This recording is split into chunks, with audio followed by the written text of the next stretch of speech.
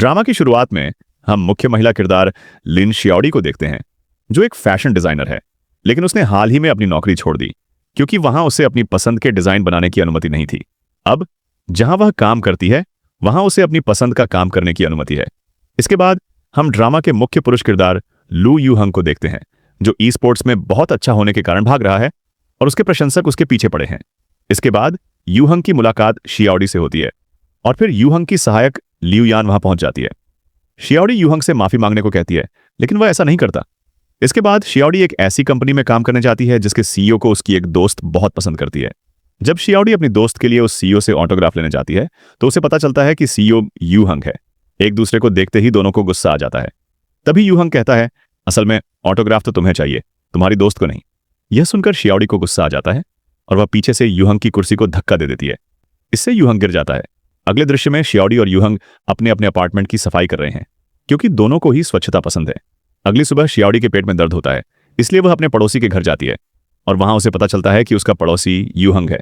शियाओडी कहती है, अगर मुझे पता होता कि तुम मेरे पड़ोसी हो तो मैं कभी यहां नहीं आती। यू हंग कहता है, मैं अपने पड़ोसियों से बात नहीं करता।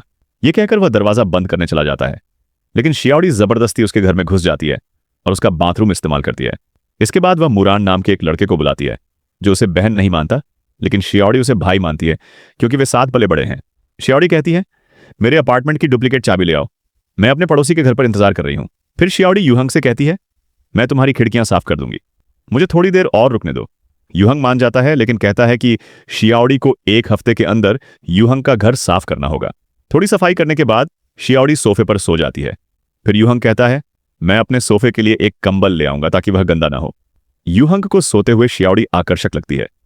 इसी बीच मुरान लगातार यू हंग को फोन करती है, लेकिन यू हंग फोन नहीं उठाता। फिर मुरान ने यू हंग को शियाओडी के बारे में पूछने के लिए मैसेज किया, जिस पर यू हंग ने जवाब दिया कि शियाओडी सो गई है। यह सुनकर मुरान चिंतित हो गई। इसके बाद शियाओडी नूडल्स बना रही थी, तभी अचानक उसे पीछे से यू हंग की आवाज सुनाई दी और वह डर कर गिरने लगी। लेकिन यू हंग उसे पकड़ लेती है, जिससे शियाओडी खुश हो जाती है। लेकिन असल में शियाओडी सपना देख रही थी और हकीकत में यू हंग ने कटोरा उसके हाथ में पकड़ लिया था। इसके बाद यू हंग उसे नूडल्स नहीं खाने देता क्योंकि उसने शियाओडी को रसोई में जाने से मना कर दिया था। तभी शियाओडी कहती है, अगर आपको भूख लगी है तो मैं आपके लिए भी ये बना दूंगी। तभी यू हंग के पेट से गुड़गुड़ाहट की आवाज आती है। अंततः शियाओडी उसे खाने के लिए मना लेती है। इसी बीच मुरान वहां आता है और शियाओडी को अपने साथ ले जाता है। दूसरी ओर मुरान शियाओडी के बाथरूम में शौचालय ठीक करने जाता है, लेकिन वह पूरे घर में पानी भर देता है, जिससे शियाओडी उस पर गुस्सा हो जाती है। शियाओडी उससे कहती है, तुम्हें इस काम के लिए किसी की मदद लेनी चाहिए थी। मुरान कहती है, अगर मैंने मदद ली होती तो सबको पता चल जाता कि मैं कौन हूं और मेरी प्रतिष्ठा मिट्टी में मिल जाती। इसी बीच दफ्तर में यू हंग काम कर रहा होता है और सुनियान नाम की एक लड़की उसे देख रही होती है। दरअसल यह लड़की उसे बहुत पसंद करती है। तभी वहां मौजूद लोग यू हंग से एक अनुबंध पर हस्ताक्षर करने को कहते हैं, जिसे वह नहीं करता और वहां से चला जाता है। इसके बाद शियाओडी अपने दोस्तों के साथ बैठी होती है और यहां हमें पता चलता है कि उस सामान की समस्या के कारण उसे अपना अपार्टमेंट छोड़ना पड़ेगा, लेकिन उसे कोई नया किफायती अपार्टमेंट नहीं मिल रहा है। इसके बाद यू हंग आती है और शियाओडी को फोन करके कहती है, तुम्हें 1 हफ्ते तक मेरा घर साफ करना होगा। थोड़ी सफाई करने के बाद शियाओडी अपना फोन देखने जाती है। तभी अचानक यू हंग उसके पीछे से आता है और वह डर के मारे गिर पड़ती है। यू हंग भी गिर जाता है और उसके साथ यू हंग के कुछ गहने भी गिर जाते हैं। शियाओडी बार बार यू हंग से सॉरी कहती रहती है। अचानक यू हंग के पेट में दर्द होने लगता है, जिससे शियाओडी चिंतित हो जाती है, लेकिन यू हंग कहता है, मैं ठीक हूं, और दवा ले लेता है। शियाओडी पूछती है, अगर मैं तुम्हें छू लूं तो क्या होगा? यू हंग कहता है, मुझसे दूर रहो। शियाओडी सोचती है, यहां रहना सुरक्षित नहीं होगा, लेकिन मुझे कुछ तो करना ही होगा ताकि वह मुझे यहां रहने दे। तभी अचानक बत्ती चली जाती है और यू हंग डरने लगता है, तो शियाओडी उसे शांत करती है। इसी बीच अपार्टमेंट के कर्मचारी आकर कहते हैं, बत्ती वापस आने में थोड़ा समय लगेगा। तब शियाओडी कहती है, मुझे अब नया घर ढूंढना होगा। यू हंग उसे जाने नहीं देता और कहता है, तुम कुछ समय के लिए यहां रह सकती हो। शियाओडी पूछती है, ओह, कुछ समय के लिए? यू हंग कहता है, तुम हमेशा के लिए यहां रह सकती हो। बाद में शियाओडी उसके लिए खाना बनाती है और यू हंग शियाओडी का हाथ रुमाल से बांध देता है ताकि वह कहीं न जा सके। शियाओडी उससे सवाल पूछती रहती है, लेकिन वह जवाब नहीं देता, जिस पर शियाओडी उसे घमंडी कहती है। अगली सुबह यू हंग उठता है और शियाओडी के हाथ से अपना हाथ छुड़ा लेता है। उसे पिछली रात की बातें याद आती हैं और वह शर्मिंदा महसूस करता है। बाद में वह शियाओडी को एक अनुबंध देता है जिसमें उसके सभी लाभ लिखे होते हैं। वह कहता है, घर मेरा है, इसलिए लाभ भी मेरे ही होने चाहिए। इसके बाद भोजन के समय अपनी थाली के नीचे से चटाई हटाते हुए वह कहता है, ये सब चीजें यहां नहीं रहेंगी। शियाओडी कहती है, तो फिर मैंने जो खाना बनाया है वो भी मत खाना। इसके बाद यू हंग चुपचाप उसका बनाया खाना खा लेता है क्योंकि वह उसे अभी जाने नहीं देना चाहता। इसी बीच शियाओडी बाजार में होती है जब मूरान आकर उससे मिलती है। वह उसके साथ कुछ समय बिताता है, जिससे उसे पता चलता है कि शियाओडी इस समय अपने पड़ोसी के घर में रह रही है। रात में युहंग खिड़की से देखता है कि मूरान शियाओडी के साथ बाहर है। दरअसल मूरान उसे छोड़कर नहीं जा रही थी। मूरान युहंग के घर जाना चाहती है, लेकिन शियाओडी सहमत नहीं होती। युहंग को शियाओडी को मूरान के साथ इस तरह देखकर अच्छा नहीं लगता। खैर, फिर शियाओडी घर लौट जाती है। इसी बीच युहंग अपने लैपटॉप पर एक छोटी लड़की के बारे में खोज रहा है। इसके बाद शियाओडी खाने की मेज पर बैठ जाती है और जोर से कहती है, यह खाना बहुत स्वादिष्ट है। तभी युहंग पानी लेने आता है और पूछता है, क्या तुम्हारे प्रेमी को इस बात से कोई आपत्ति नहीं है कि तुम मेरे साथ रहती हो? शियाओडी कहती है, कौन? मूरान? वो मेरा प्रेमी नहीं है। यह सुनकर युहंग खाना खाने लगता है, लेकिन शियाओडी गलती से उसके कमीज पर खाना गिरा देती है, इसलिए वह उठकर चला जाता है। खैर, इसके बाद शियाओडी अपनी मां से बात करती है और उसकी मां पुष्टि करती है कि वह एक लड़की के साथ रह रही है।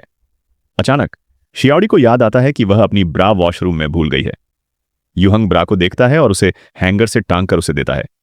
वह कहता है, तुम्हें इस तरह इधर उधर चीजें नहीं छोड़नी चाहिए, क्योंकि हर जगह बैक्टीरिया होते हैं। फिर वह जाकर अपने कमरे का दरवाजा बंद कर लेता है। शियाओडी सोचती है, यह तो मेरा काम होना चाहिए, यह इतना शर्मा क्यों रहा है? इसके बाद युहंग को शियाओडी हर जगह नजर आने लगती है। इसी बीच युहंग जॉगिंग कर रहा होता है, तभी सुनियन वहां आती है और उससे उसकी टीम के बारे में पूछती है, लेकिन युहंग कोई जवाब नहीं देता। जिस पर सुनियन उससे कहती है, मुझे पता है कि तुम अपने लापता परिवार के सदस्यों को लंबे समय से खोज रहे हो। यहां हम देखते हैं कि एक टीम का उप प्रमुख उस टीम का नेता बन गया है और वह कहता है, अगर युहंग अपनी टीम का फंड नहीं बढ़ाता है तो वह चैंपियनशिप में नहीं जा पाएगा। दूसरी ओर युहंग को एक नंबर से कॉल आता है और कॉलर कहता है, मैं आपके लापता लोगों को ढूंढने में आपकी मदद करूंगा। युहंग लू हियांग से उस नंबर के बारे में पता लगाने को कहता है। कुछ समय बाद लू हियांग ने युहंग को सूचना दी। उस नंबर के बारे में कुछ भी पता नहीं चला। इसी बीच मूरान शियाओडी से बात कर रही थी, तभी सबने उसे पहचान लिया क्योंकि वह एक सेलिब्रिटी था। इसके बाद फोन करने वाले के कहने पर युहंग एक दुकान के अंदर जाता है और वहां का शटर बंद हो जाता है, जिससे अंदर अंधेरा हो जाता है। युहंग डर जाता है और बचपन की एक घटना की तरह अपने कानों को हाथों से ढक लेता है। तभी शियाओडी उसे बुलाती है, लेकिन वह कुछ बोल नहीं पाता, जिससे शियाओडी समझ जाती है कि वह किसी अंधेरी जगह पर है। शियाओडी उससे पूछती है कि वह कहां है, तो वह किसी तरह उसे इमारत का नाम बता देता है। शियाओडी उसे ढूंढकर बचा लेती है और सुबह जब वह उठता है तो शियाओडी को अपने सामने पाता है। वह अपने कपड़ों को देखकर कहता है, क्या तुम्हें नहीं पता कि तुम लड़की हो और तुम मेरे कपड़े बदल रही हो? शियाओडी कहती है, मैंने तुम्हें बचाया और तुम्हें कपड़ों की चिंता है। फिर वह कहती है, मैं तुम्हें खाना दूंगी। युहंग कहता है कि उसे खाना नहीं खाना है। शियाओडी अपनी आस्तीन ऊपर चढ़ाती है तो वह कहता है, मतलब यहां नहीं, मुझे बाहर खाना है। कुछ देर बाद मूरान वहां आती है और युहंग के कमरे में चली जाती है। वह उसे डांटता है। फिर युहंग शियाओडी के बारे में बताता है, शियाओडी ने मेरे कपड़े बदले और मेरे लिए खाना भी बनाया। यह सुनकर मूरान को गुस्सा आ जाता है। इसी बीच युहंग की आखिरी टीम के सदस्य विजहान अपने साथी से कहता है, तुम यूहेन को पकड़ नहीं पाए, जिस पर वह जवाब देता है, कोई बात नहीं, अब हमें उसकी कमजोरी का पता चल गया है। उसकी कमजोरी अंधेरा है। इसी बीच युहंग को अपना तौलिया नहीं मिला, इसलिए शियाओडी ने कहा, मैंने पुराना वाला धो दिया है, तुम वो नया गुलाबी तौलिया इस्तेमाल करो। शियाओडी सोचती है युहंग गुलाबी तौलिया में कितना अजीब लगेगा। थोड़ी देर बाद दोनों खाने के लिए बैठते हैं और शियाओडी एक किताब पढ़ रही होती है, जिसके बारे में युहंग उससे पूछता है। शियाओडी कहती है, यह किताब प्यार के बारे में है और मुझे बचपन में ही खुद से प्यार हो गया था। युहंग कहता है, मुझे भी, और मुस्कुराता है। इसके बाद युहंग शियाओडी के कमरे में जाता है और एक कप उठाता है। तभी उसे शियाओडी की आने की आहट सुनाई देती है, इसलिए वह इधर उधर देखने लगता है। दरअसल शियाओडी एक पारंपरिक प्रदर्शनी में गई थी, लेकिन अपना फोन घर पर भूल गई थी, जिसे लेने के लिए वह वापस आई थी। युहंग उससे कहता है, मैं पानी ढूंढ रहा था, और उसी मग से पानी पी लेता है। बाद में वह सोचता है, मैं तो किसी की चीजों को छूता भी नहीं, फिर मैंने उसके मग से पानी कैसे पी लिया। इसी बीच लियूयान युहंग को फोन करती है, लेकिन कॉल शियाओडी उठा लेती है। शियाओडी की दोस्त हान भी शियाओडी को फोन करती है, लेकिन कॉल युहंग उठा लेती है। दरअसल शियाओडी गलती से युहंग का फोन अपने साथ ले गई थी। शियाओडी और युहंग दोनों फोन करने वालों को इस बात का स्पष्टीकरण देती हैं। तभी युहंग ने शियाओडी को फोन किया और फोन पर बातचीत के दौरान डेंजर जॉन नाम सामने आया।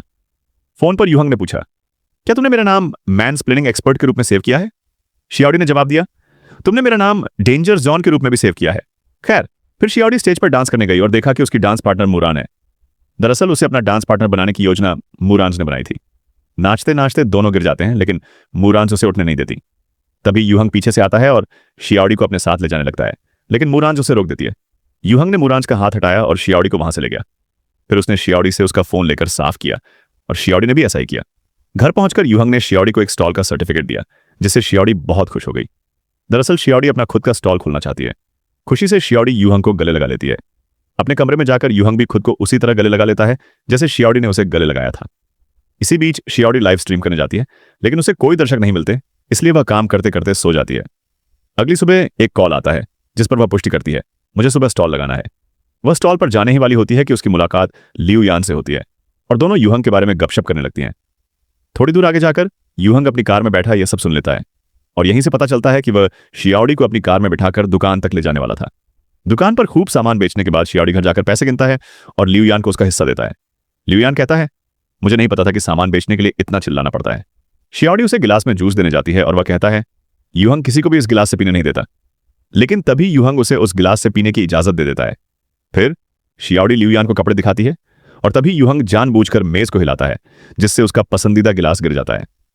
शियाओडी को लगता है कि ड्रेस दिखाते समय उसी के कारण गिलास गिर गया होगा, इसलिए वह यूहंग को इसके लिए पैसे देना चाहती है। यूहंग कहता है, इसकी कीमत 1640 है, तुम 1600 दे दो। शियाओडी कहती है, यह कोई नया गिलास नहीं है, तुम 1200 ले लो। यूहंग कहता है, तो 1800 दे दो। फिर शियाओडी कहती है, मैं 1600 दूंगी। अचानक उसे एहसास होता है कि उसने यूहंग द्वारा तय की गई कीमत पर समझौता कर लिया है। तभी लियू यान यूहंग को यह पैसा दे देती है और यूहंग वहां से चला जाता है। इसके बाद शियाओडी अपनी दोस्त बिंग से मिलती है और बातचीत में उसे बताती है कि मेरे पड़ोसी यूहंग का गेमिंग नाम बिस लियू है।